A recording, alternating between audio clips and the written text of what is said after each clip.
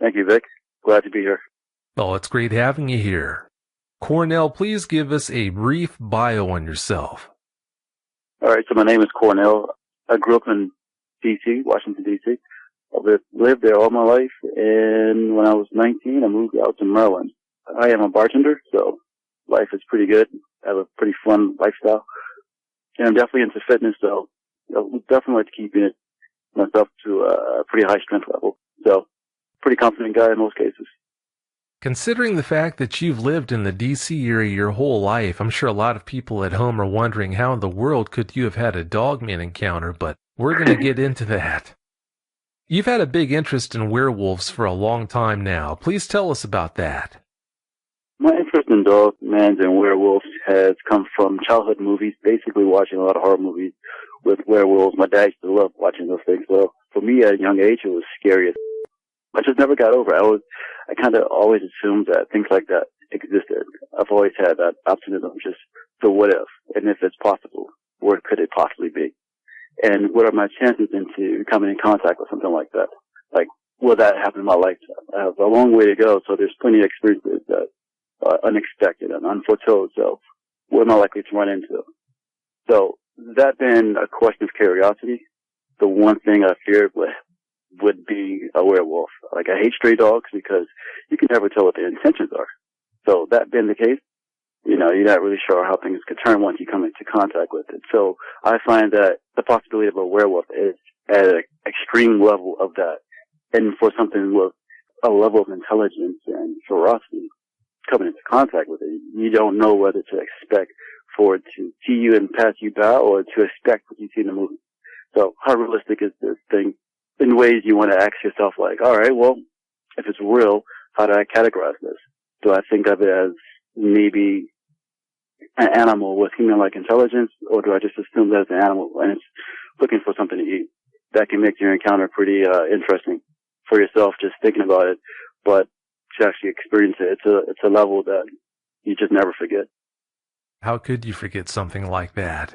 Yeah, like you, I've always been more impressed by werewolves in movies than any other kind of movie monster.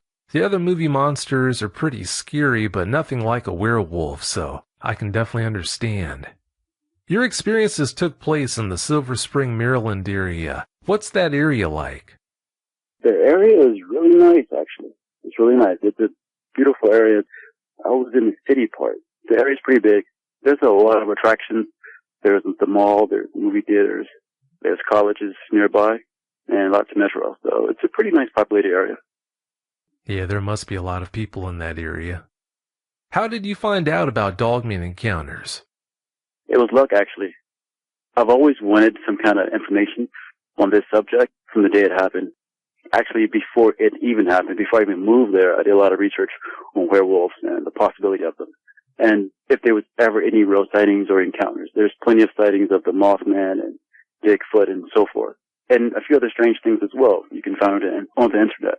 But werewolves has always been that one question. Has there been anyone? And there's sightings dating back to like the early 1800s or so. But anything recent, I was most curious about. I don't know. I had a really strange curiosity about this. And right before I moved to Silver Spring, I've done a lot of research on this. Maybe like a month before I even knew that I had a buddy that wanted to move out there. So before I even knew, it was like instinct. I just wanted to learn more about it, just in case. It felt like I was preparing for something.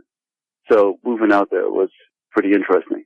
But overall, how I found out about the show, there was a video post on YouTube about werewolves in Brazil. It was on a camera somehow. A traffic camera caught one walking down the street.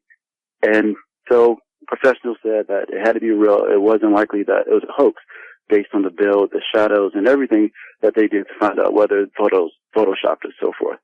So I thought that was interesting. I was like, okay, well, finally here's some proof. It's been so long. It's been about 11 years, I want to say, since that has happened. So down below in the recommended videos section, there's dogman encounters. And I just thought, what are the chances that maybe dogman is another reference for werewolf? So I was like, all right, the video is about 30 minutes long or 60 minutes, I don't remember, but it had a decent amount of views. I looked into it, I saved it into my favorites list, and I decided to check it out later. So when I had done so, I was blown away. I was like, come on. For the longest, I wanted to know so much more about it, and were there ever any other experiences? So looking through the YouTube channel, I saw that there was plenty of videos. So I went through maybe 20 within a week. At least 20 minimum. I went through as many as possible. I was fascinated. I was actually really excited to see and hear about other people's encounters and experiences. So that was a pretty good experience for me to even find the channel. Considering your own experiences, your jaw had to drop when you heard that there had been so many other people who had had experiences just like yours. It definitely did. That was an incredible experience. I just thought to myself, there was no way I was the only person. That is not possible, especially in the neighborhood I lived in. There was a lot of houses, a lot of people lived there. So my thought to myself was, maybe other people know about it, but they're keeping it quiet, and no one's talking about it, which is really strange. So to find out the channel and hear more experiences, it makes a lot of sense. A lot of people that speak on the show are really scared and nervous. They think back on it, or maybe taking the trash out. Those things still bother them a lot. For the most part, myself, I've gotten over the fear to an extent. The reason why I say that is because now I'm aware that it exists. So I definitely keep an eye out. And I make sure that whenever I do anything, I'm somewhere where I can be seen, or there's some kind of street lights. I want to make sure my area is safe. And I definitely take a lot of precautions during certain times of the night, just in case. It's not worth it to assume that an area is safe because there's no one outside. Oh, well, what the heck, I'm going to walk to the store. I think those are the best chances for you to have an encounter, because of the fact that that thought that led you out there alone is something that these things prey upon. So I think they have a tendency to use human curiosity against itself. Yeah, they probably do, and those are good precautions to take, especially considering the fact you've had 2 encounters with them. That is correct. The first encounter was scariest. The second encounter wasn't as much, just because of the size of it, but I think mostly because of the size. And it didn't cause as much ruckus as the first one did. Given the nature of those 2 encounters, I can understand why that first one would have shaken you up a lot more than the second one. Speaking of which, let's get into that first encounter now. Please give us every last detail that comes to mind. I was working one night from about 4 p.m. to about 10, I think. Usually takes me about an hour to get home. So I've gotten home. The day was good. The night was good. My girlfriend and I used to always stay up late till about maybe 1 in the morning, watching cartoons, actually. So there was a particular show we used to watch at 11:30. And if I ever got home too late, she'll record it and we'll watch it together and she'll just wait. But this particular night I got home at a decent time when we was able to watch it together. So at maybe 1:30, we fall asleep and I'm pretty tired. I've been at work all day. I'm dead tired. So I'm out cold. About 6 a.m., definitely 6 a.m., it was the strangest thing. I completely wake up from a deep sleep, a very deep sleep.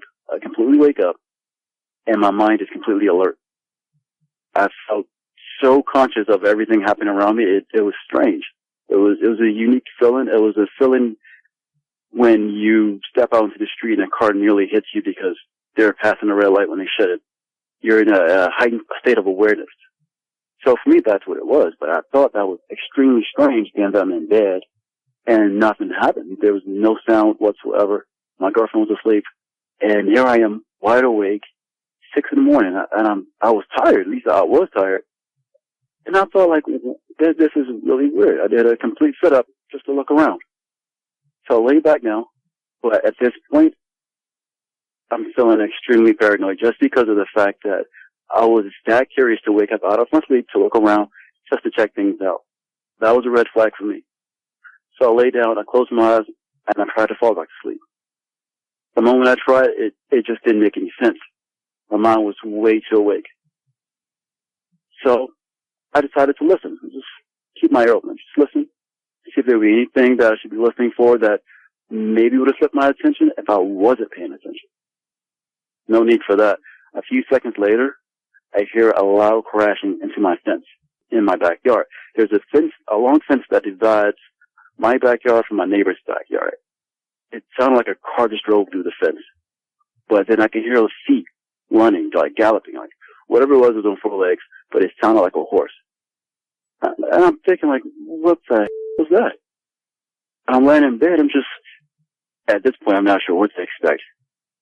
It's strange enough that I woke up from a deep sleep completely awake and then this happens.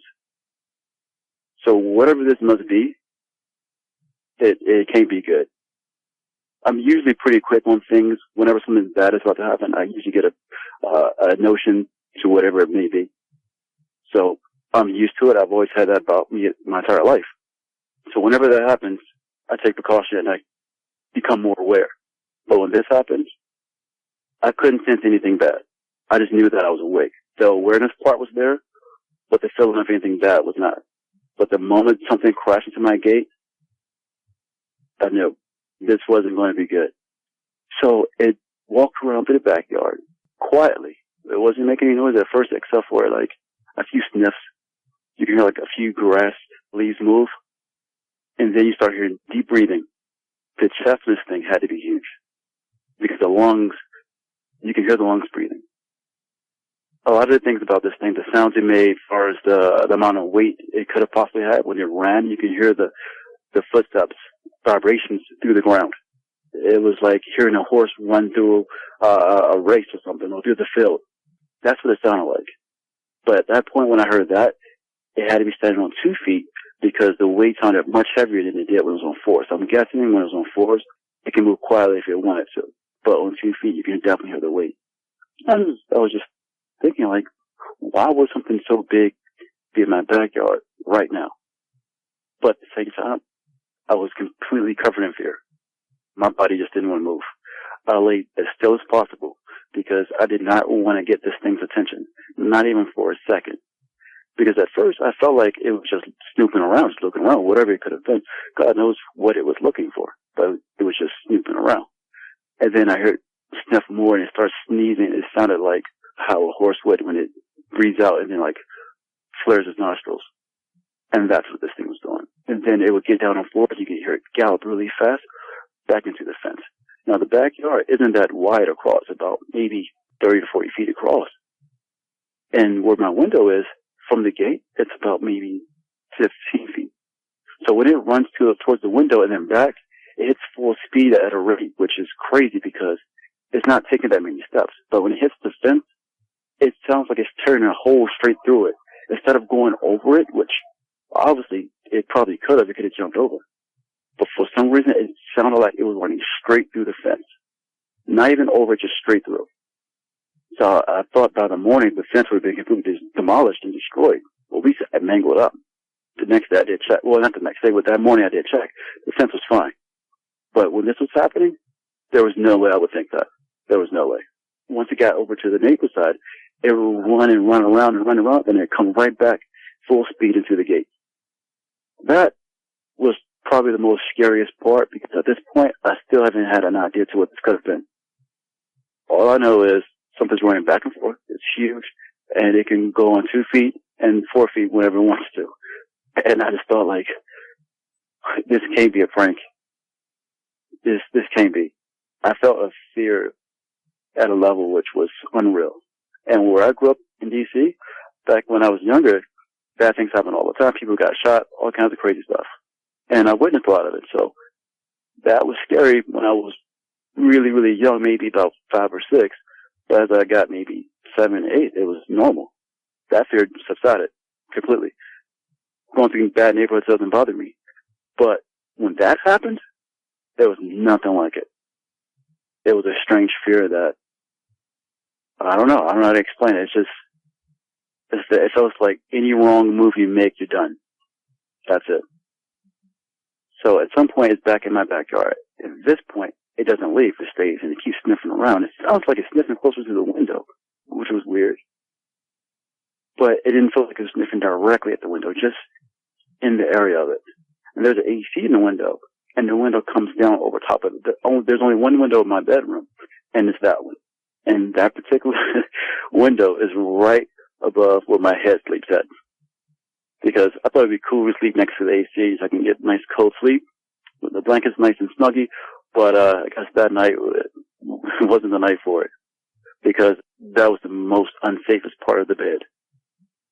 I felt as if I would have moved for a second or even got up to look out the window. I was at arm's reach. So, first thought came to mind, a werewolf, because of the fact that if it would have ever came across me in my lifetime, I'm assuming that this is what it would feel like. This was what it would sound like. The thing was growling in the backyard. It was crazy. The growling part, it felt like it was just getting angry for, like, no reason. Like, I guess whatever it was looking for, it couldn't find it, so it got angry. So it slowly growled a little more. Never made any loud noises, just mostly low growls, then some deep growls. So I've also noticed that whenever it did its growls, it was lower to the ground, not as high up. And thinking back on it now, my neighbor's window was really low to the ground. It's directly below mine. So maybe it could have been looking through their window as well. So it could have had a lot of interest in that back part of the apartment, because that part of the apartment is an attachment to our bigger house, and that's directly in the back. So in order to get there, you walk to the front of the house, and you have to walk all the way around to the back part of the house. For me to go upstairs, there's a stairs behind the house, basically. Further behind the backyard, it's lots of tall trees. It was a pretty woody area. A lot of people had trees in their backyards, and beyond that, there was which divides the neighborhoods, which was really huge trees and thick brush. There were parks. The parks they was just surrounded by trees and like lots and lots of trees. You can pretty much go hiking back there. So I just thought that whatever it was, it definitely came from some part over there. And it frequents through the neighborhoods at nighttime or maybe early mornings. And I feel like it has certain routes as well. So just that night, we took a stop in my backyard and decided to, I guess, take a look through the windows. I guess we couldn't see into my window as well, being that the AC was above my head. So unless it was tall enough, it could have looked over that and looked down, but I think that would have been pretty tough even for it. But I definitely think that it was looking into my neighbor's windows. So at some point, the noise consists, and then it continues running through the gate. And then at some point, my neighbors below me, they turn the light on. I can tell because when the light cuts on, the backyard illuminates just a little bit. So I can see it in my bedroom, but not enough. I know the difference because I'm used to it. So when I see it, I understand that what's happening. So the moment I saw that, and I can hear them down below me, they're yelling El Diablo, El Diablo. I immediately felt confidence to get up, look out the window. All right, well, it's not just me anymore who's seeing this or hearing this. So I better get a good look now, too, while I got a check. This way, if it decides to attack anyone, it has options. And hopefully, I'm not the first option. So I took a look, and by the time I took a look maybe about 2 seconds after the light cut on, maybe 3 seconds, and I got up immediately. I took a look, and it wasn't back there. But I can see something walking over from a different neighbor's yard. Like, this backyard is not that far away. It's 3 houses. I'm in the middle. So on the left-hand side is another backyard, and there's a tall brown fence which goes across to divide our backyards. And that fence is about maybe 7, 8 feet tall. If I stand next to it, because I'm about 6'3". So when I stood next to that, it's way taller than I am. But this thing, when it walked away, you can see his rear shoulders. Nothing but the back, but it's walking away and it has massive shoulders. And his body is developed as if it lifts weights or does gymnastics. This thing is huge and massive. Not lean, but like bulky and full of definition. So as it walks away, it has a slow walk as if it has pride in what it does, which is a massive amount of confidence. Like nothing can bother it. And his head was narrow, but it had long ears pointing on the top of its head. And then right as it's walking away, like less than 3 or 4 feet, it turns its head to the right and looks over his shoulder as if he knew I was looking, just to let me know, like, I know you're watching. You're not slick. I knew you was there. But I'm walking away now because I'm finished. Or I've had my fun, and it's leaving.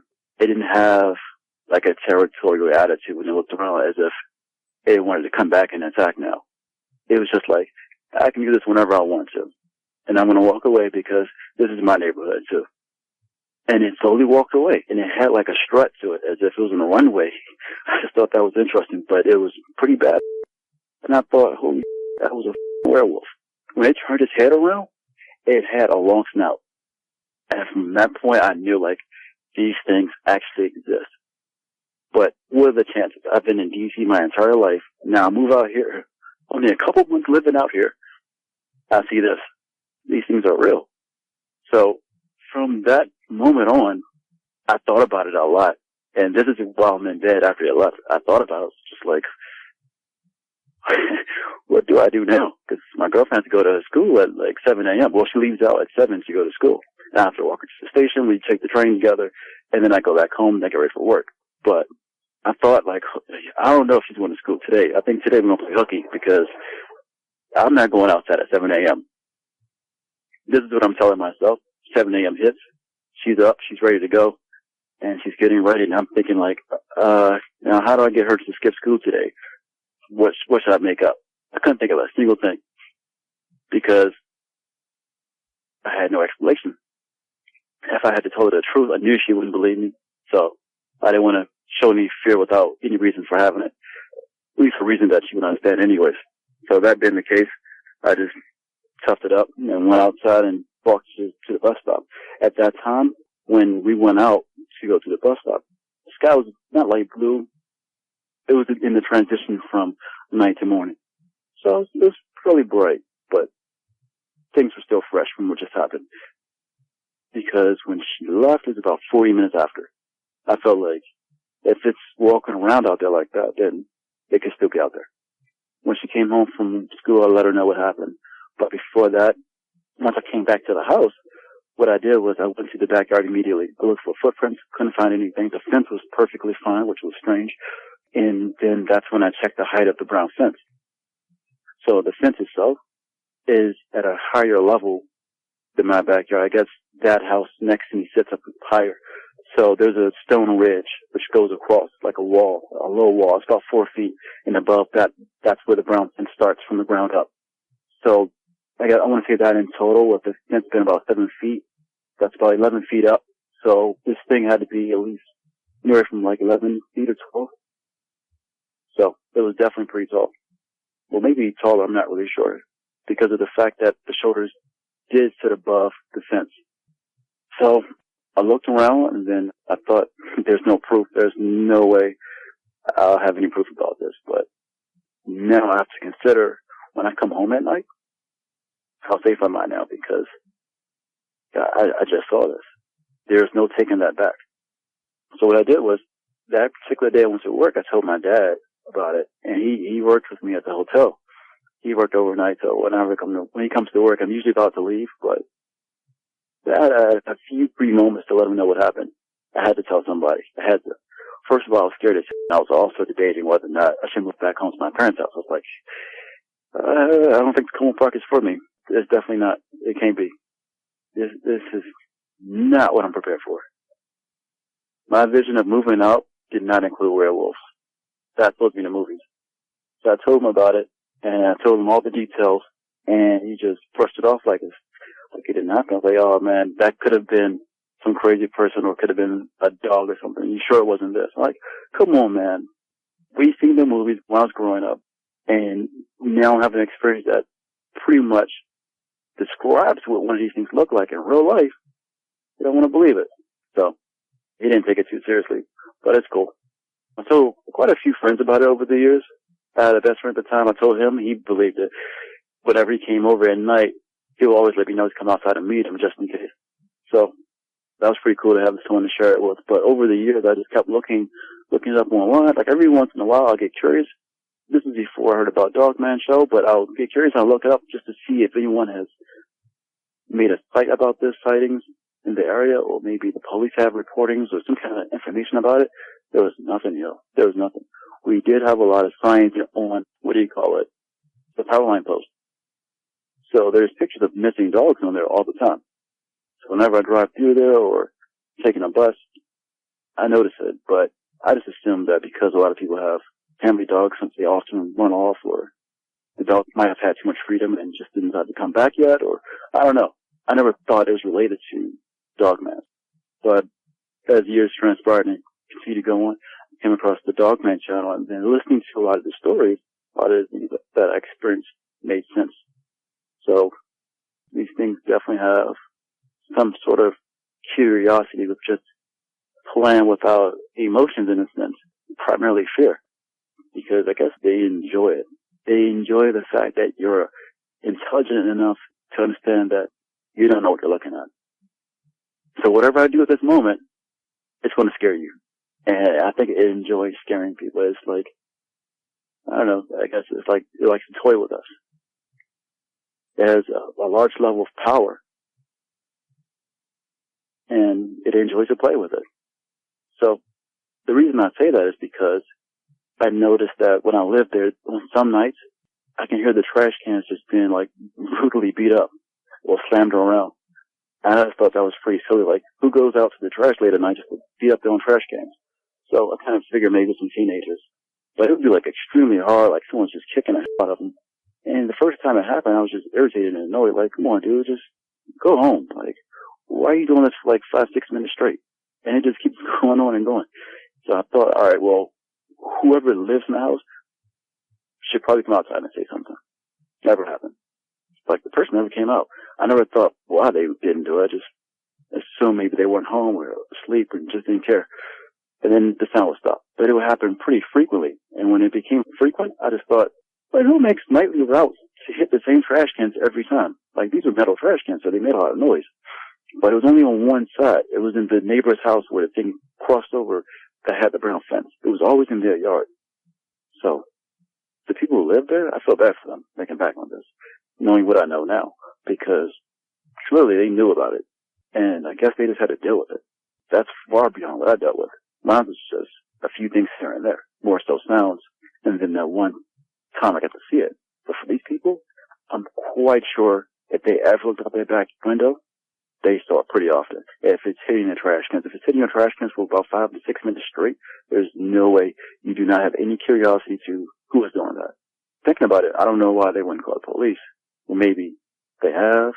I don't know. I thought about asking them a few times. I thought about asking my landlord quite a bit.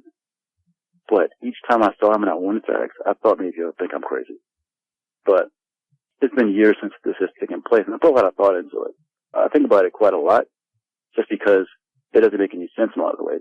It's unexplainable for something to do what it did in an area where people are there all the time. There's a college nearby, so there's no way I was the only person. I was just curious to why no one ever spoke about it, or, no, I guess I can't be that curious about why people don't speak about it, because I haven't either. So maybe everyone assumes that they're the only one. That could be the case.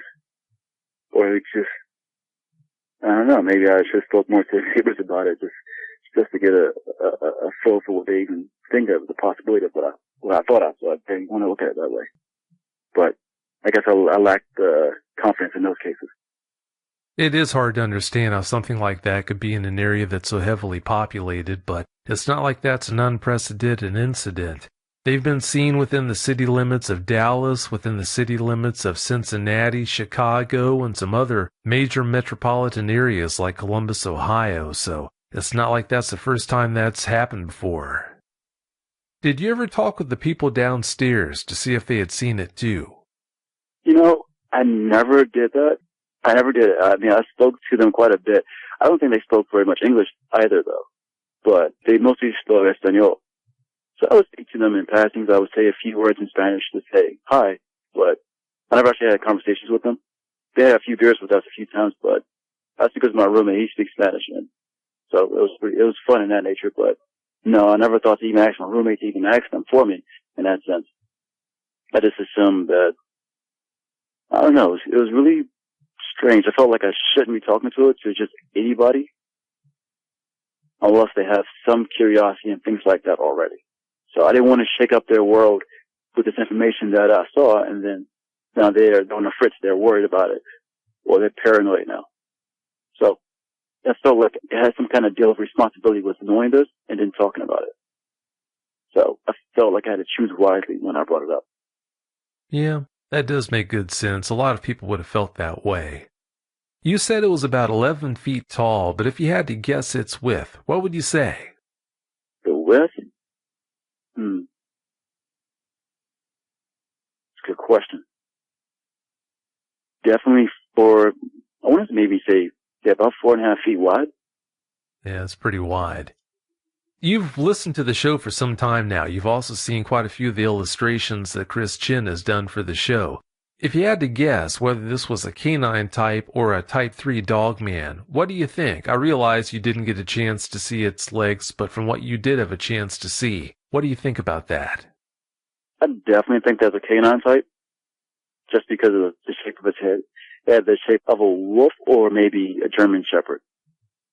So being that the snout was so long, definitely a canine type. That's one big canine type. It's easy to think, since most of these sightings involve ones that are about 7 feet, maybe 8 feet tall, that they don't get any bigger than that, but they sure do. It's not very comforting to think about, but they do get a lot bigger. Did the growls that you heard in the backyard that night sound more canine in nature, or if not, what did they sound like? It sounded like a canine, but it was like a disturbing, monstrous sound. If you think about a vicious dog growling, it sounds scary, but you can tell that it has a certain level to how aggressive it can sound. You know when things are getting dicey and getting hairy, so, it's time to prepare yourself if there's a dog going at you. But with this, it was at a level where, like it can get really loud if you wanted to. It was barely trying. And when it practiced a tiny bit, definitely a tiny bit, you can feel even a higher level of fear.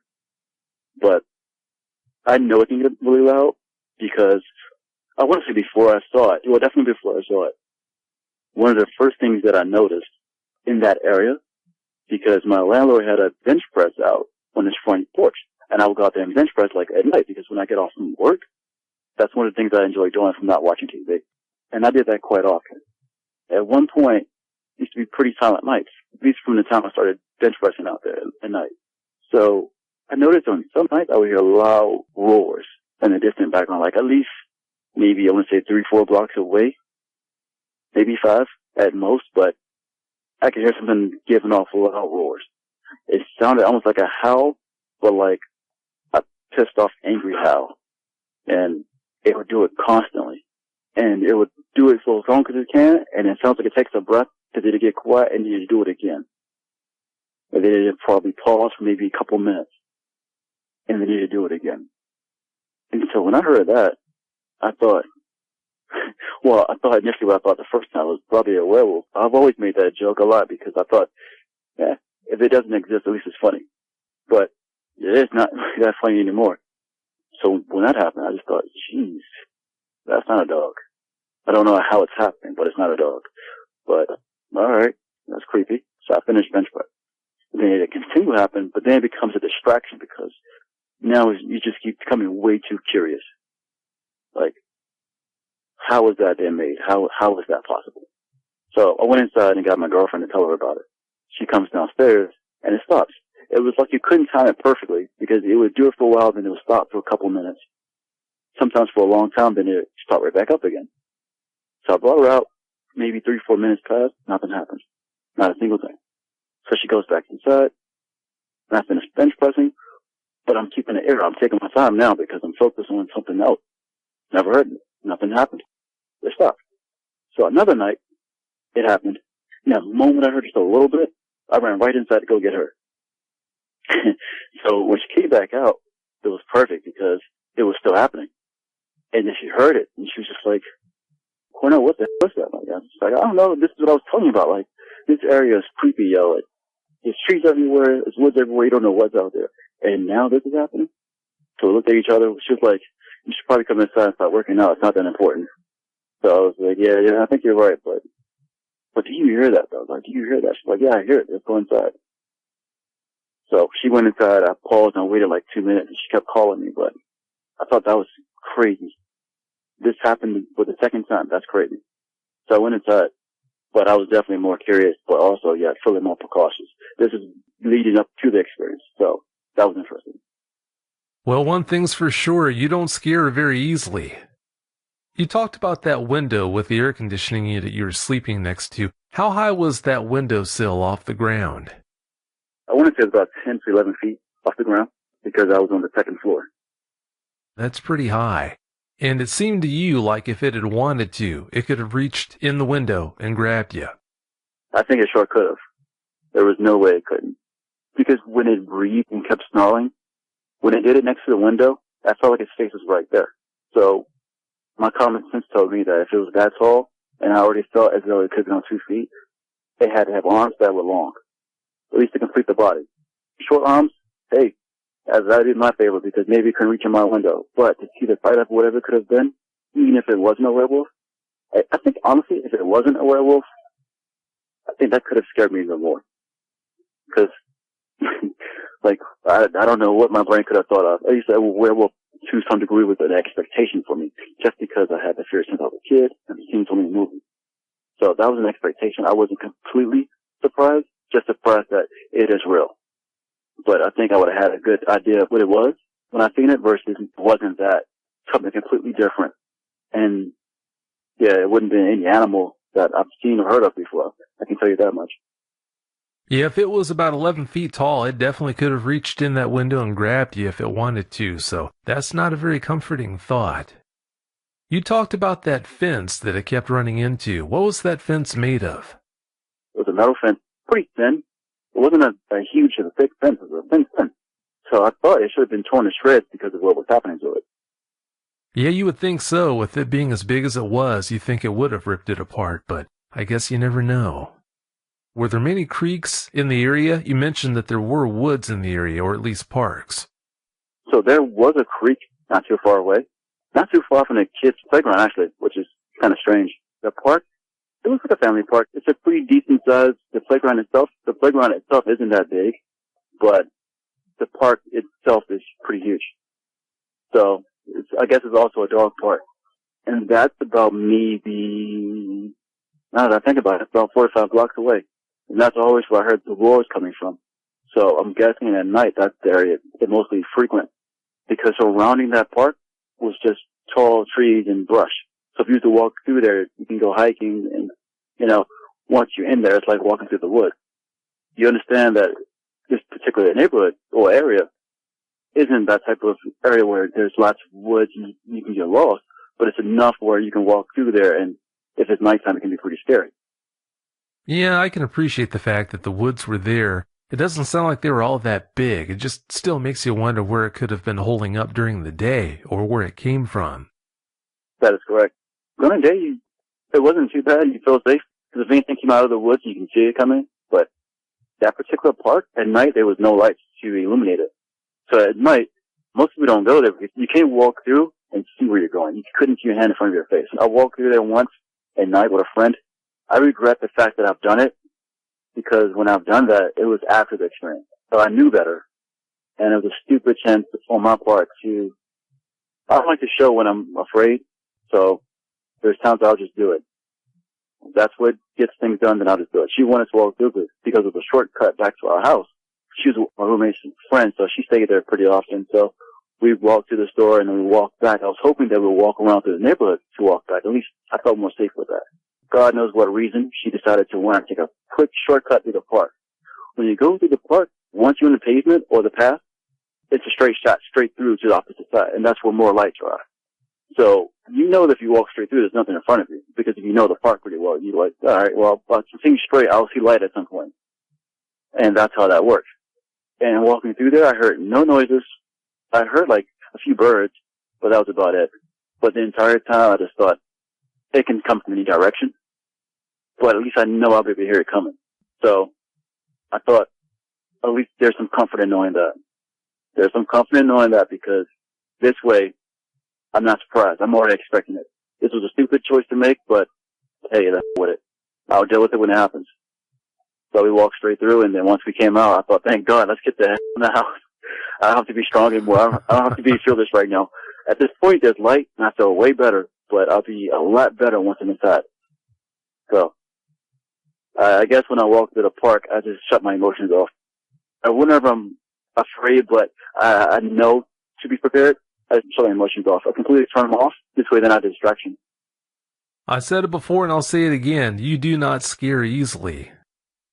Would there have been any way you could have sat up in bed that night to take a look out the window without it hearing you? Of course, some beds are squeakier and noisier than others. I felt like it would have made some noise because of the frame that it was sitting upon, but I wasn't completely certain.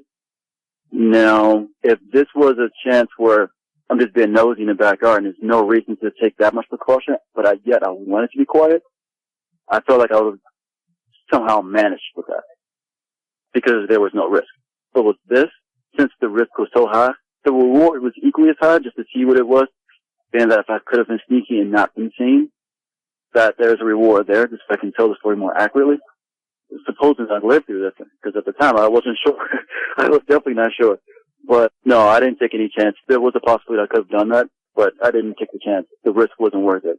It didn't make any sense because I felt as though if it would have reached in, it would have shattered the window. It would have to. Or at least push the AC in or pull it out. Whatever it was, it would have to be a fast motion because this thing sounds like a predator. And I'm just assuming because anything that's going to attack something else is not going to take its time and carefully do anything. So I knew it was going to be a really fast action. So it would have made a lot of noise and it would have scared my girlfriend, she was laying right next to me. But the thing about her is she's completely knocked out. She's unconscious. She's asleep. If that happens, she doesn't know what to expect, what to do, or she's not paying attention. So even if I move, because I'm completely alert, I'm aware. I've been laying here in bed dealing with this for the last 10, 15 minutes. This went on for quite a while. So I'm already prepared to move. But also if I get up and look, I'm aware that I incited that action from it because it wasn't bothering the window at any point before that. So if I did that, I feel like that gives her a very unfair advantage because now that it's reacting to me, I have to react to it. So naturally, my instincts would be selfish and get me out of the way first before I can do anything for her. And if it reaches in, she's goner. So it wasn't just myself that I was worried about. I was more worried about her because I knew I could move if I chose to, like if I really had to move, but the fear told me not to. It wasn't smart. So I felt like I was paralyzed in a sense. And when I felt that way, it was just all mental. The consciousness was just, it feels expanded. Your mind is trying so hard to explain all of this, to put the pieces together. You're using parts of your senses that you're not usually using at that level. So when you're doing that, you do feel some paranoia that just comes with it. But when you hone your senses, you do get a mental picture of what it can be. I learned that through meditation, so when that took place, I just knew that whatever I was dealing with was far, far different from anything I ever encountered. So, no, moving was an option. Well, I'm so glad you didn't try to do that. I'm glad you waited until it was safely away before you tried to take a look out at it. Were there any strange disappearances of people in your area back then? I know there were. I've seen missing photos of people, but not as much as I have with, like, missing dogs. So that didn't catch my attention as much, but there were a few, but I see that everywhere. So I didn't think that would be connected. Now that you asked that question, it does make me wonder, because before I never thought about it. So there could be some kind of connection to that. It was mostly kids though. It wasn't like adults. So whenever there was any missing picture photos, it was mainly, I think about it. I did see those. I saw those a lot, but I mostly saw those in like the grocery stores or like near those kinds of shopping areas. So where I live, there was a lot of shopping areas. So I did see a lot over there. Looking back on it, it's strange that I didn't pay much mind to it. It sure does make you wonder.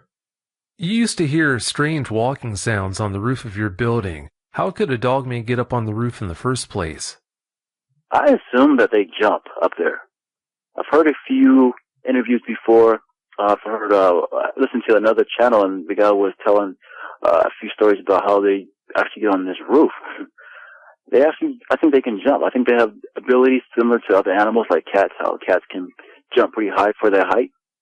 I feel like with these things, they have that same ability, except for it's definitely at a higher level. These things they're strong, they're powerful, and they're not just huge, but their abilities to jump at the rate they can, I feel like it's due to the way their legs are built. And if they have powerful legs, and I guess it makes only sense for it to be able to do something like that. Their bodies are designed to hop in trees, or if this is an apex predator, it has the best capabilities ever. From jumping to speed, or whether it's the ability to take down a larger animal that's twice its size.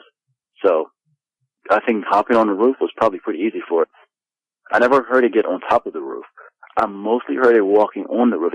It's more so a sudden footsteps, as if you're in an apartment that has thin walls and your neighbor above you is just walking around. Just suddenly he decides to walk around. And I always thought that was pretty weird because the landlord had a construction company. So often he would work on his own house, but I thought it was weird maybe And at night, he decided to go up there and just check out the roof. Or, for all I know, maybe there was an actual problem, maybe a leak, and he decided to check it out. So the first time it happened, that's what I assumed. It sounded like the person had like boots on, or maybe just it was a big dude. And whenever he took steps, you can hear it in his footsteps. So I was like, what is Mark doing up there? So my girlfriend thought it was funny. She's like, well, maybe he got to get some things fixed late at night. Maybe his wife is, she has a leak in the bathroom.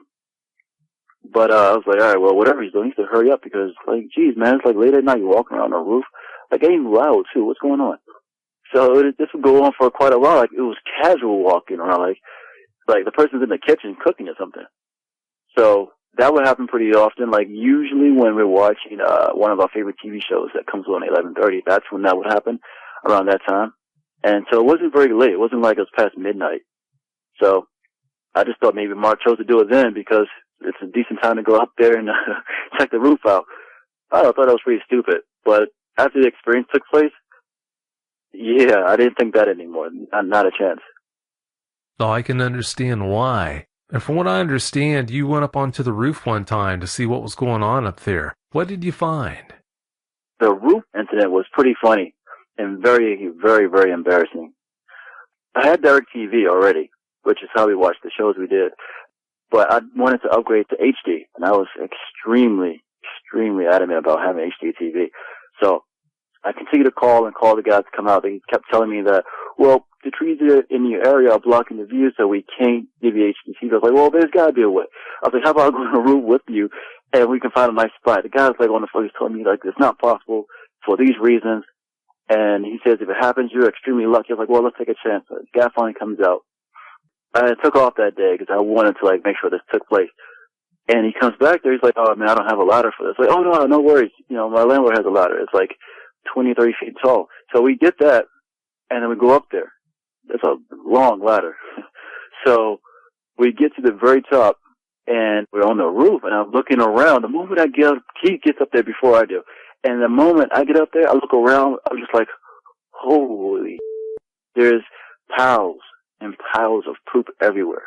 It was like a policeman left his horse up there just to take poops everywhere before he takes it back out for a walk.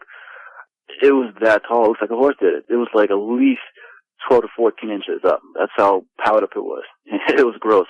But it was so many droppings. It was at least like 40 to 50. Like just piles everywhere. It was so many. You couldn't take a step without having to step over one. It was covered. And the reason it was embarrassing because it was clear to what it was. There was no mistake about it. And it's on my roof. It's on my roof, and I'm up here with the DirecTV guy, and he's not saying a word about it. And I can only imagine what he's thinking. It's not like I can say, well, I walk my dog up here at night because I get a good exercise. No, there's nothing I can say to explain why this is up there. Or why I didn't clean it, for that matter, if I knew why. So I'm up there with like a blank face with my arms up like, I'm just going to focus on getting DirecTV. I want my HD TV. I want it so bad. I've waited a long time. Nothing's going to stop me from having this day. I'll think about this crap later. So we go over there. We're working on the satellite, and he's trying to fix it. He says, well, all right, we found a signal. I thought he was lying just because he wanted to get down. But turns out he actually found it, so that was pretty cool. So we go down, and he never says a word about it. Neither did I. I didn't know what happened if he asked me, like, no, I don't know, man. Like, maybe you want to sit down for this. It's a long story. So it all started in my backyard, right? So I didn't want to take him through all that. And thank God he didn't ask me any questions. But from that day on, I think back on it, I laugh just because, like, yeah, a dog man pooped all over my roof once, and I had to show this to the DirecTV guy. So that was funny. Yeah, I'll bet that was pretty embarrassing. Although he didn't think you did that, so I guess it's not all that big of a deal. I hope not. Yeah, I'm sure he didn't think that. How long would you hear those noises up there on the roof? So it'd be about 5 minutes or so. It could be longer, but it wouldn't do it consistently nonstop. It would walk around, usually right above where my bed was. I've mostly heard it right there. The roof was pretty big, and considering it pooped all over it, it walked all over it. So anyone else in the house had to hear it too. So whenever we watched that TV show, that's when we would hear it. So there's moments I will pay attention and hear the sounds, and there's times I just ignore it because I assume it's the landlord walking around. So anywhere from like 5 to 7 minutes, I want to say, at least from the part of the roof that I can hear. Did anyone else in the building mention hearing something up there, or was it just you? No, just me and my girlfriend. We were the only ones who heard it. At least the only ones who ever spoke about it to anyone else. We spoke about it to each other. And my roommate, I don't know, he didn't seem to be bothered by anything at all, ever. So I really don't think he even cared. How long before you saw it were you hearing those sounds up there? The sounds on the roof was before I saw it. Thinking about it, that was actually pretty early, like not too long after I moved there, maybe, I want to say a month. I was there for a year, a long year after it happened, because it happened about like at least 4 to 5 months within a year of the time period I've stayed there. Going home at night was not fun, ever. I think that was the most traumatizing part about it. Oh, I bet it was traumatizing. All right, let's get into the details of this second encounter, Cornell. One night you and your girlfriend were watching TV when the two of you saw something that really shook you up. Please tell us about that. One night, we were watching TV. We were watching a movie. So she lays back. She's like starting to fall asleep because the movie's ending. So I'm watching it. I'm enjoying my time. And then out of nowhere, I hear like someone sneaking up the stairs. Like we have wooden stairs that leads up to my apartment door. So anyone with a moderate weight, you can hear them walking up easily. But when someone's sneaking, it sounds like tiny, tiny cracks in the stairs. Slow cracks, like they're really taking their time, like they're really sneaking. So the moment I noticed it, the noises were too consistent for me to think that was just one creak in the stair, or maybe that's just the wood making noise. But when it was consistent, like one step, pause, I thought, yeah, someone's been trying to be nosy or sneaky. Like, what's going on over here? Maybe one of my roommate's girlfriend's showing up, and she's coming over to see who he's messing around with. I don't know. But that's what I thought, because it sounded like it had to be a female. Just because the weight wasn't that heavy. If it was a dude and he was sneaking, I would still have some pressure more than what I heard. So I felt like she had either high heels on or some kind of shoes where her feet were like maybe flat-footed shoes. But I felt like I could hear like a tiny, like the kind of sound you would hear from a person's heel.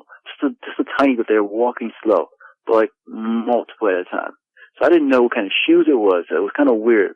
But thinking about it now, I think that was claws, because you can hear like tapping sounds. Each time the foot touches down, it was almost as if, I'm not sure how to explain it. It just sounds like some kind of fancy shoes. But what it was taking its sweet time. It was sneaking up the stairs. And right as it comes towards the window, because the window was wide open and the screen was down. So I can see completely out. On the second floor, that particular floor gets pretty hot during the summertime. Well, not just the summertime, but just in general, usually if it's not winter. So it gets pretty hot up there, so we leave the window open. And I see like this thing come up to the window, like just a little bit. It pokes its head up a little bit, and then it comes over. I'm like, who is this? And it has its head shows fully up, and it's a long head, like a long snout, but like a fat head. And it walks slightly past the window, and it has its arms close to its chest, but in a folded position, as if it's pretending to be a bunny, but its back is hunched over. And from the way it was hunched over, I want to estimate that if it stood up, it could have been anywhere like 3 to 4 feet, I want to say, because it looked like it wasn't that comfortable to be that low sneaking around, but it was trying to get to the trash that left out on the stairs, at the top of the stairs. So it was sneaking towards that, and it had its hands close to its chest, and it didn't look like it was kneeling down. It looked as if it was squatting down and it was walking on its toes. So as it reached towards the trash, it was slowly grabbing its skinny arms, and it was grabbing through it. And I thought, what's this? Like, at first, this was a big thing in my backyard. Now this little thing just shows up. It looks like a 13-year-old kid or something. It had, like, the body build of a 13-year-old kid who still yet to hit his growth spurt. So I'm sitting on the floor. So I reached towards the bed, and I grabbed my girlfriend's leg, and I'm telling her, look. She didn't want to move. She didn't want to move at first. She thought maybe it was just bothering her as usual. So she didn't want to take a look. And then the moment I did that, it turned its head directly at me. Because my door is open and I'm facing the front door. And the apartment's not that big, so from my room to the front door, it's like less than about 25 feet. So it looked directly at me. I paused. My arm is like still on her leg. And my face is just blank, like a deer in headlights. I'm just looking right back at me. And then I thought, screw it. I'm going to turn around and get her attention anyway. Here's my moment. And the moment I did that and she finally got to look, it was gone. So I ran to the door to go look. And then I looked out the window first before I opened the door completely, just in case it was like hiding from an area where I couldn't see it, as if it, just in case it wanted to take precaution as well. Like, well, maybe if he comes out, I'm going to attack first because, I don't know, maybe it could have been that kind of animal where it can be scared, but it's still an aggressive predator if it has to defend itself, especially if there's something nearby that it wants. So I looked out the window first, and I didn't see anything close by it, so I figured maybe it ran down the stairs, down there somewhere, or was about to leave completely. So I figured at the speed I ran to the door, I had enough time to see it at least from 10 feet away or 15 if it kept moving. So I looked out, I saw nothing. There was nothing out there. I wasn't going out there either. No, that was a definite no. Because at the speed that thing moved, I thought, all right, well, if I go down there, I don't know what the even was from the way it was built. There's no explanation for that. That was not a dog. That was not a raccoon. It was squatting up like a person. So at the speed it moved, that's way faster than I am. I used to lift a lot of weights back then, so I was pretty strong, but even despite how skinny I was, I didn't think that would be a smart chance for me. Because it had long nails. I could see that when it reached out to the bag. So at that speed and as long as the size of his head, it had to have a big mouth. So, no, going down the stairs at night with something that fast and agile, not a chance. I'll close my window though, and that's what I did. I closed my window and I went back inside and I locked the door. And after I left, and I thought more about it and my reaction to it, I became a little scared then, just because I took a stupid chance to run to the door like that. So I was a little more shaken up afterwards, not so much when it happened. Yeah, I'm sure you were kicking yourself for running to the door the way you did. Was there enough light on its face for you to see it clearly when it was staring at you? No, there wasn't enough light because the light was coming from a neighbor's side of his house, like a spotlight. So I only saw the silhouette because the light shining from behind it. So from where I'm sitting, the TV is facing my way. So there's a bright light in my eyes. So looking outwards, I can only see like the outline of his body. Clearly enough not to see any detail or color, or even the eyes for that matter. But I can completely see the entire upper body of it. That is, because it's hunched over, I can see it. The window wasn't that high up, so I saw it perfectly. Just no color or any detail because of the light settings. I noticed they had like a bony back. I can see like the spine almost. It's protruding just a little bit. That I did notice. When all this was going on, did you smell anything? I didn't smell anything in either encounter, actually. Neither one didn't smell anything at all. Some people say, I noticed from certain videos, people say they smell like sulfur or some kind of strange rotting smell. I didn't get any of those, actually. Sometimes people smell things, sometimes people don't, so that's not all that surprising. How long after your first encounter did this second one happen? Maybe a couple weeks later. It was pretty soon, actually. When that happened, I just thought, why is these things happening back to back? To me, at that point, it felt like the neighborhood was that's just how the neighborhood was. That area, that's just how it is over there.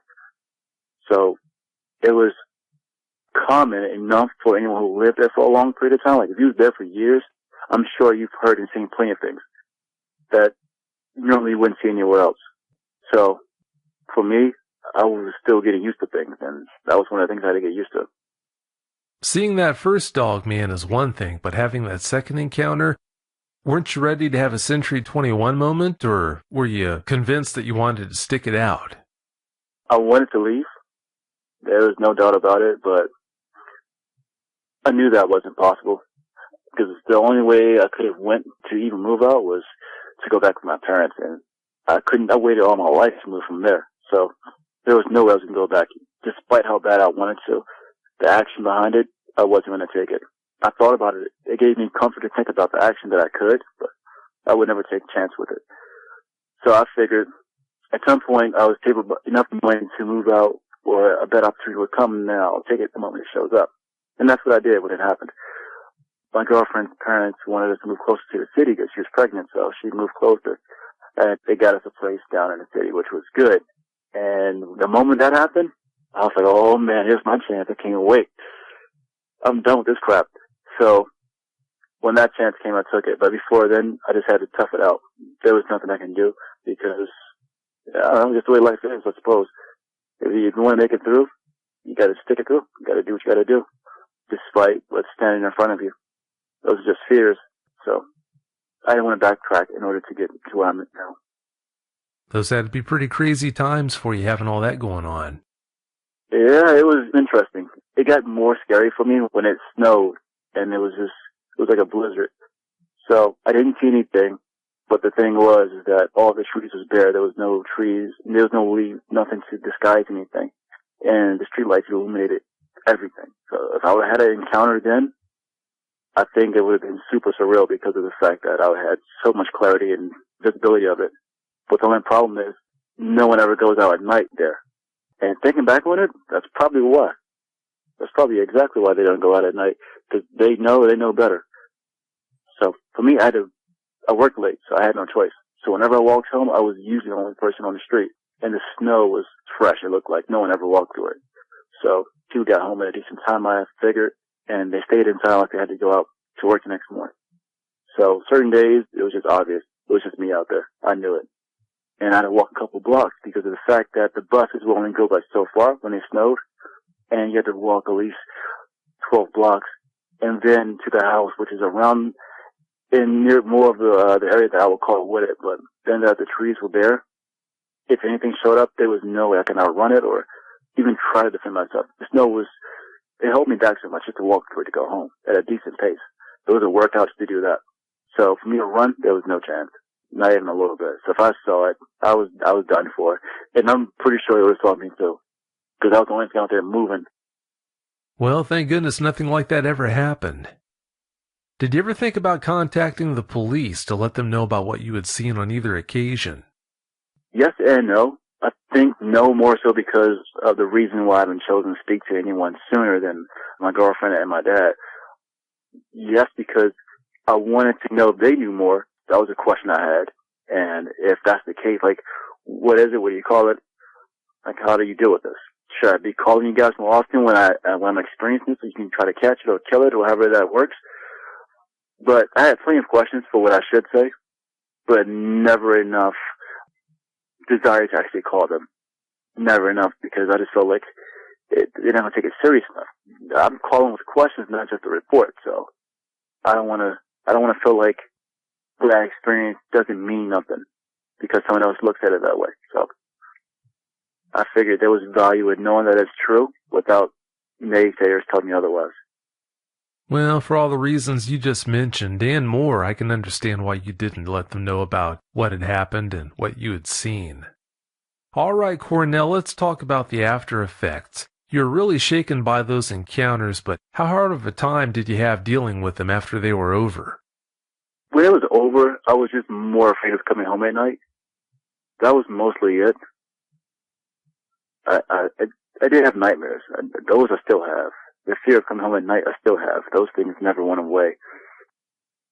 I think mainly because you never know when it's gonna happen again or how it may happen again. I think that's how the nightmares are created.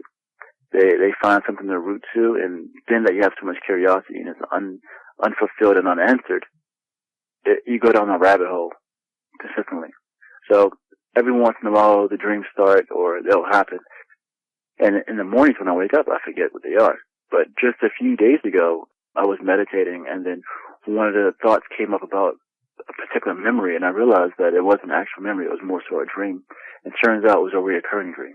So I was able to focus on that. And I learned that in this dream, what happens is I'm suddenly back at that apartment again. And things are starting to happen. But each time I wake up there again, how it starts is always a different experience. It's never the same as the first one. Actually, it's never like the first one. In some occasions, there's multiple of these things, and they're trying to get into the house, or they are inside, and we have to run around. But when this experience happens, I'm not just in the apartment itself. I actually have access to the rest of the house, which in real life I never did. But for whatever reason, it's not just terrorizing me, but everyone within the house. They usually get us every time. And the best way out is, they get you. That's the best way out. Each time I wake up in that dream, my only desire is to find my way out. It's really weird. It's like a vivid dream or a lucid dream. You once you're in there, you know exactly what to do. You know exactly what's going on. That same feeling of paranoia and fear is there. and you know what it is before you even see it. Sometimes you never see it, you just know it's after you. And as you run from different room to room, you know it's right behind you because you can hear it like turning through the door. So your whole goal is to find a way where you can wake up or get out and survive, and you never do. So that one's really bad. There's another one when, this was one of the fears I had when I first encountered the thing. It happened at 6 a.m. and then shortly later, since it lasted for so long, it was near time for my girlfriend to get up to go to school. So thinking back, would it have been that she didn't have to wake up to that and it was gone? I still have the fear of her leaving out where she gets to the bus stop and these things show up. It could be multiple, or maybe for whatever reason I'll walk with her and then we get followed. So that happens way more than the house version. So there's always dreams of me trying to get away from them more so than anything else. I can't explain it, but it's not just you. A lot of eyewitnesses tell me about how they have these super realistic dreams. It's almost like you just can't get out of them, and they replay over and over again. I don't know what's behind that, but like I said, it's not just you. Did you ever consider seeking professional help to deal with all this? No, actually I didn't. I did choose meditation, though. That's one of my favorite therapies as far as dealing with a lot of things. So I found solace in that, and it doesn't bother me anymore as far as the fear behind it. I just take better precaution at night. That's mostly what that is. And not a night goes by where I don't think about it. But it doesn't bother me to the extent where I can't enjoy the night as I prefer to. So, that being said, I think I deal with it pretty well. The nightmares come and go, but I know they're not real. I know that they're not a beacon to call upon another encounter. I know that. There's a nut case it would have been happened.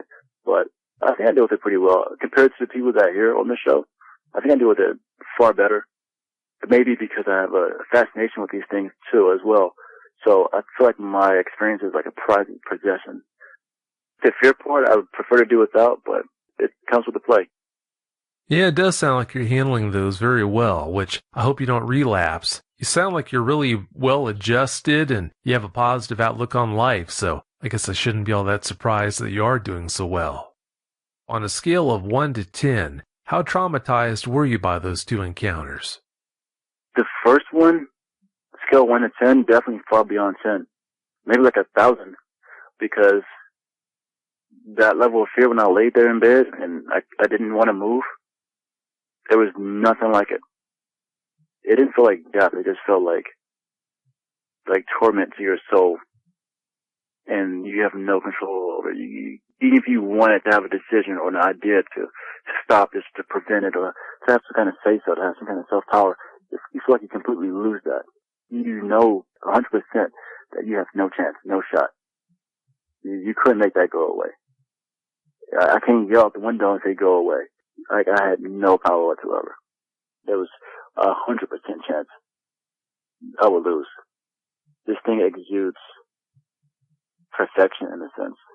You know, I mean, perfection as far as what life has to offer as a predator, I think. You don't really get any much crazier than that. It's like, I don't think a shark would want to mess with one of these things. So, it's pretty interesting. Really, a tiger for that matter. I think these things fear nothing. Definitely fear nothing. Because I know that a wolverine can take down a moose, or they hardly fear bears. And bears are far bigger than a wolverine is. So for something to be that aggressive where it doesn't scare easy, imagine something this size that has no comparison. So, I wouldn't be surprised if it has a God complex in the animal kingdom. Well, if it's that big, I guess it kind of has a right to. 11 feet, that's a big one. What kind of food sources were available in that area for something like that to live on? I think mostly deers, maybe trash. I mean, if you throw some good food out, people barbecue in the area, so maybe that. But I think more so deers. There was a lot of deers in the area. I've always wondered, like, if there's deers, there's a lot of deers in the area. What predators might they have? So, there was no sightings of cougars or things like that, but deer, I'm sure wherever they go, something's keeping an eye on them. Just because that's how life works. You know, no matter how much we populate an area and we think it's safe, because, you know, a few cute deers walk past in a pack, like a little family, like, oh, it's my thing, but that's cute. But I guess on the more darker side, something is probably tracking those deers. who knows what they're leading towards you in your direction. Just because they're there because they're grazing, or maybe because they like that part area because there's creeks and there's a water source. So it's pretty comfortable for their living, their lifestyle. So if it's comfortable for them, it's probably comfortable for other things that eat deer. So just because we never see deers get eaten, we mostly see them on the side of roads when cars hit them, but I think there's a definite chance that deers are still hunted for other things. Otherwise, they would be much more calm and lax whenever they see people or see anything. They wouldn't run off. They still have that fight-or-flight instinct. I think they use it pretty well for good reasons. Yeah, if you had that healthy of a deer population, what more could it ask for? It's got the water from the creek. It's got all those deer to eat. I can understand why it would be around then. Your dad didn't believe you when you first told him about your encounter, but later on he told you about an experience he had himself. Please tell us about his experience. His experience was funny. It was funny to me because at the time when I heard about it, I've heard plenty of Dogman shows. I found other shows. I found far much more information once I found the Dogman encounter. So when I heard his story, it was expected. The conditions which he explained, the circumstances, it made sense. It was way too common to me at that time. But when he said it, it was like something new. So I thought that was funny. He said that he was on a train ride to go see someone, a friend of his, and he had stopped in New Orleans for a bit. So when he did that, at night, he said that everyone stayed inside and no one wanted to go out. It was a certain part of New Orleans. I'm not sure what part it was exactly. I don't remember. But he said it was like a small town he had stopped in. But at night, no one went outside. Like, it was people from the neighborhoods or the town itself. If you were in an establishment, like a restaurant, they will make sure that you don't go outside. Or a bar, you're not allowed to go outside. You can go out if you choose to. That's your own risk. But you're warned pretty heavily by multiple people. So clearly you know better. You know better than to take a chance anyways if most people saying don't do it. But they're not giving you a reason.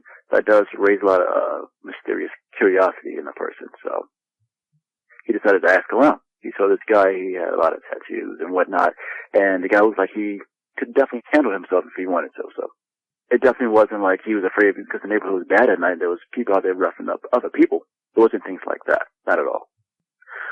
So what happened was he said, he asked the guy, like, why wouldn't you go outside?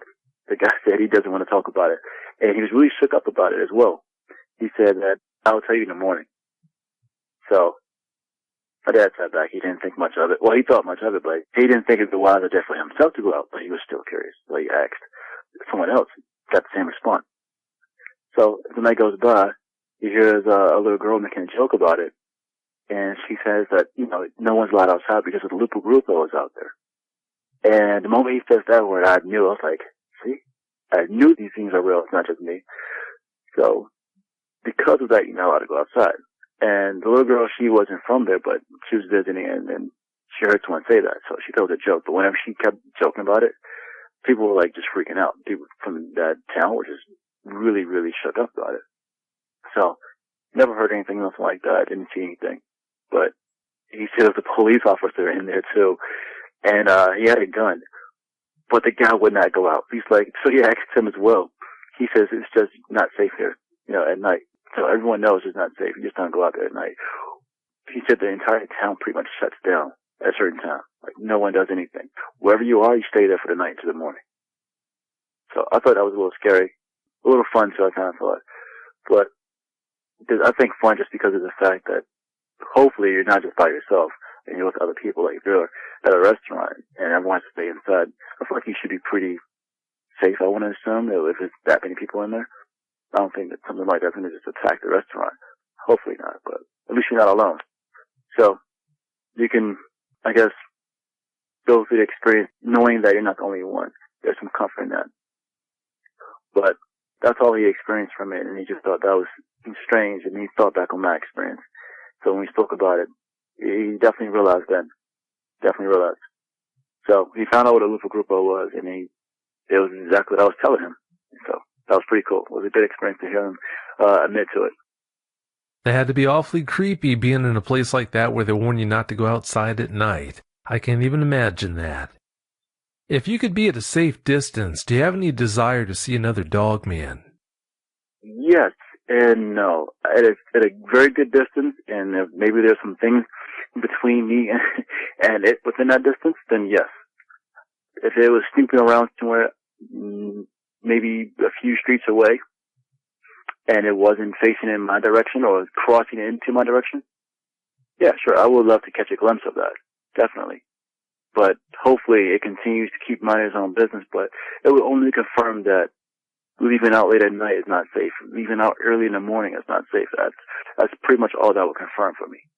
So to want to see that, it's pretty a silly thing to want to do because of the fact that it's only going to confirm the fact that you have a predator out there that is untamed and doesn't follow any rules. You can't go out and arrest it. It doesn't work that way.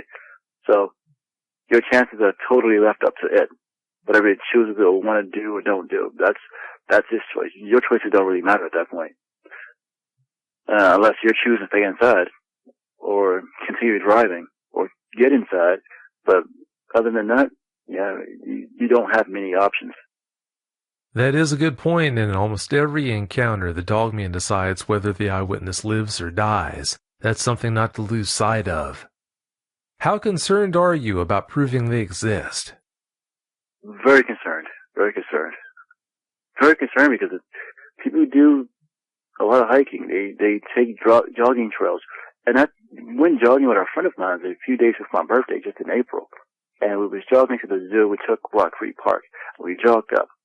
So whenever I'm in the area where there's a lot of nature, there's a creek and there's basically a water supply, a nice hiding area, there I see deers. Whenever I see that, when I count all three of those, my thought is there's probably one of these things not too far from there, or in that area, or frequents that area. So I'm usually aware and cautious. So when we took that jog we took, I couldn't help but think about that. If people do this at night, people jog out here at night.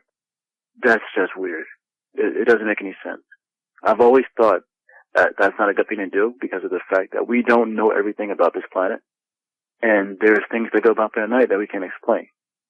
And the reasons why they don't get explained is because there are not many witnesses.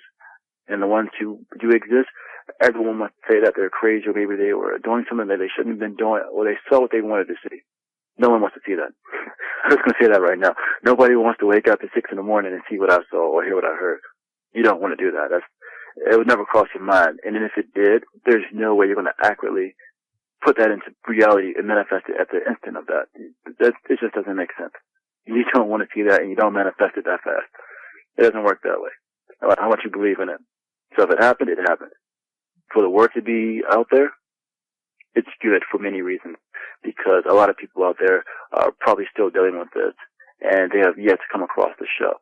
Their time hasn't come yet where that information has reached them. For all I know, this could be the very first one.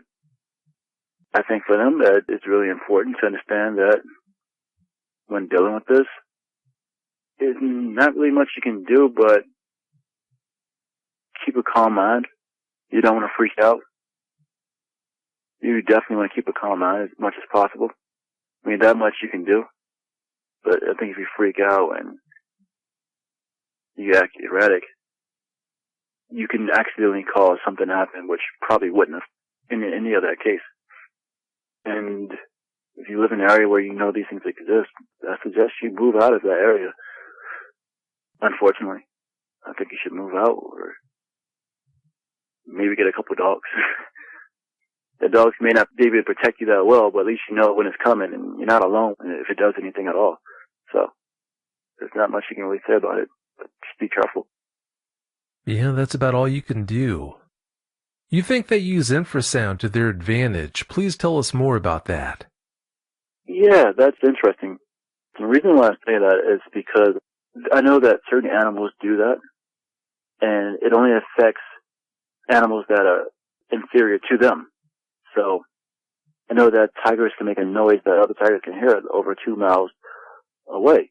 So if they can do that and they can hear it, then sound has an effect whether you can hear it or not. So I feel like infrasound is something that they use because they have that capability. It could be because of the amount of noise they can make, but when they slightly try, I think it gives off a frequency which causes the same effect as if they did growl. So if they do it at a very low pitch, it can affect you. And which is how I had a heads up in a sense. I think my body's pretty sensitive to that. Sensitive to things that if it shouldn't be there, I become alert to it. It's like I can sense it before it happens. So I'm aware that I can do that. So when that happened, that was only an explanation for me. But also, a hint I got to put that clue together was a video game, and they had werewolves in it. It was an effect that the thing could do where it will roar, and anything that's not as strong as it is, it will become paralyzed in fear.